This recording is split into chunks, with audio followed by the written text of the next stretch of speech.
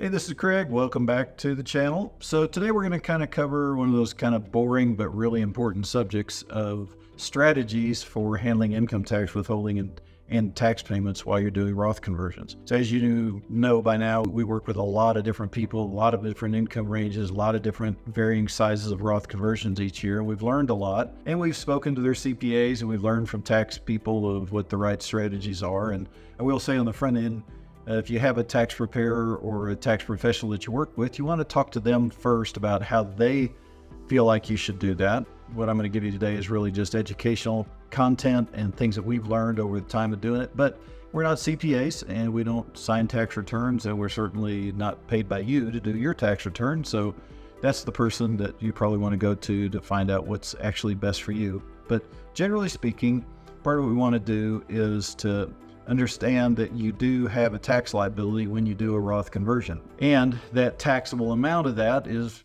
generally, it is the amount of the conversion. So if you do a $100,000 Roth conversion, that's an additional $100,000 of taxable income.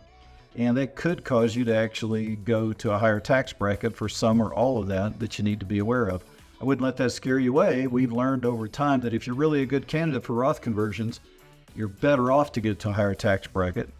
It's kind of like pulling the Band-Aid off, tends to work. Now, you can't pull it off too fast, or it's a little bit too painful and you don't want to do it too slow, or you probably didn't have any real benefit of doing the Roth conversions in the first place. So you got to calculate what your taxable amount is, and that's really just determined by the amount of your IRA that's going to be converted. And that's added to your taxable income for the year. And then you got to estimate the tax liability. So you take your current tax bracket, figure out how much of that income of that, let's say that's the $100,000 conversion you did, how much of that is at your current tax bracket. So let's say you convert 100,000 and you know that 50 of that is at the 24% bracket. Well, 50,000 times 24% is, what is it, about $12,000. Then you have the other 50,000 that's at a higher tax bracket. And so you add those two taxes together, and that's what you owe from doing the conversion. So you have to figure out how you're going to handle that. You could certainly adjust. If you know what you're going to be doing, you could adjust your withholding from your other income sources to take care of it. But normally the most practical way to do it is just to make estimated tax payments or have a specific withholding amount as you do each of the conversions. But you want to make sure that you get the taxes paid. The easiest thing to do is, as I've said, is just make quarterly tax payments. You could adjust your withholding, but making those tax payments on the quarter dates of April 15, June 15, September 15, January 15, and make sure you get enough paid in so you don't have penalties. You don't want to underpay the tax. They certainly will allow you to overpay it, but you don't want to underpay it. If you underpay it, there's a potential for having a penalty for underpayment. But the IRS has what are called safe harbor rules. Paying 100% of this current year's tax liability will work as long as you know what that is. So as long as you get enough paid in, you're good. But the safe harbor rules say that if your adjustable gross income is over $150,000, you need to pay 110% of what your total tax liability would be to help avoid underpayment. So just make sure that you withhold the right amount, that you make your estimated payments right. Alternatively, if your payments cover at least 90% of your current year's estimated tax liability, that's another way to kind of avoid that. And they're a little bit complicated. I would say go into the IRS and just kind of search for safe harbor rules, because part of it has to do with your adjusted gross income and how much income you got coming in, all those kinds of things. Now, let me get to more of a strategy thing. What a lot of advisors and a lot of tax people tell you to do is to spread those conversions out over a long period of time. So instead of just converting massive amounts over a short period of time, they want you to do it over a long period of time. And if you have a lower balance in your IRA and your resulting income needs are also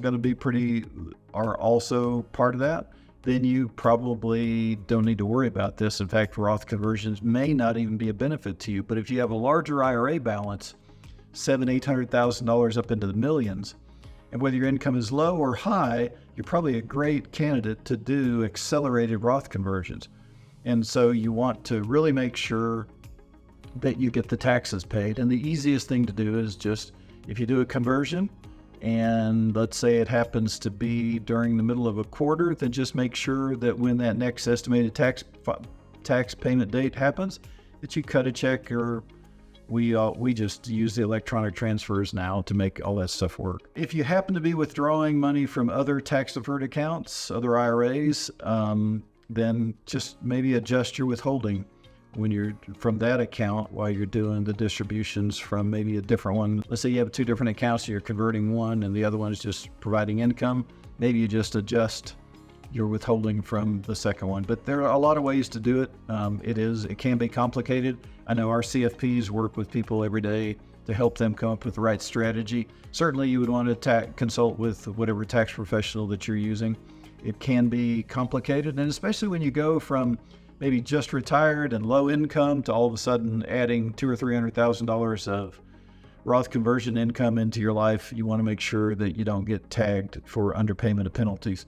Once you have a strategy in place, then you probably have got a system that you can use while you're getting the conversions taken care of. But I think it's very well worth having a CPA involved, especially in the first few years until you really feel confident with it. If they're worth their weight in salt, they probably will save you in tax more than you end up paying them to prepare the returns. But I know some of you are consummate do-it-yourselfers and you don't want to pay somebody else to do it. But there are a few instances in life where probably is a good idea to pay somebody to get some advice on something, just to make sure that you don't stub your toe on it. So hopefully that covers just kind of the basics of it. Nothing earth-shattering other than me to make sure that you know that you do have a taxable event and you do want to make sure that you get your taxes paid, and that there are safe harbor rules that allow you to make sure that you don't get a penalty for underpayment. So hopefully that was a little bit of help to you. If you like this kind of content and you want to make sure you get more little tidbits, subscribe to the channel, like it, and share it if you found it of any kind of value at all. We have other videos that go into more detail on covering the subject. This one was really just intended as kind of a broad overview to remind you that this is something that you really need to pay attention to and get it done right. Okay, hope that helps.